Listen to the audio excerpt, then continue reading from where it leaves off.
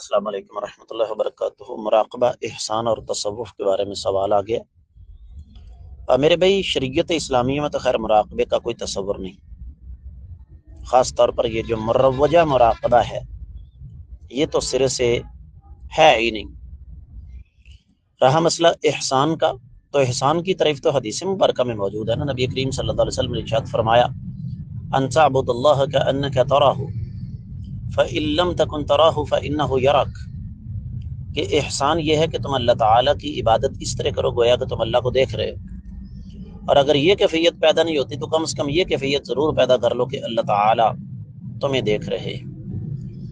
رہا مسئلہ تصوف کا، تو تصوف بنیادی طور پر شریعت کے مزاج کے منافی ہے، اور یہ پیداوار ہی عجم کی ہے،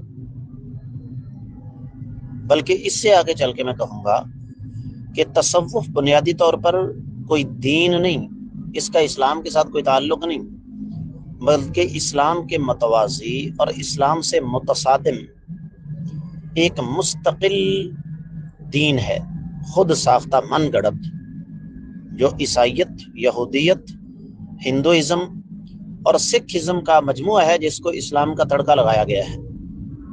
ورنہ میرا ایک سوال ہے کہ یہ جو صوفیاء کی زندگی ہمیں بتائی جاتی ہے، یا آج جو کچھ ہم درباروں مزاروں درگاہوں آستانوں پر دیکھتے ہیں، کیا ہم تصور کر سکتے ہیں؟ نعوذ باللہ نعوذ باللہ نعوذ باللہ نعوذ باللہ من ذالک، کہ آقا علیہ الصلوۃ والسلام اور آپ کے صحابہ کرام رضوان اللہ علیہم اجمعین کی زندگیاں ایسی ہوتی ہوں گی؟ یقینی طور پر نہیں۔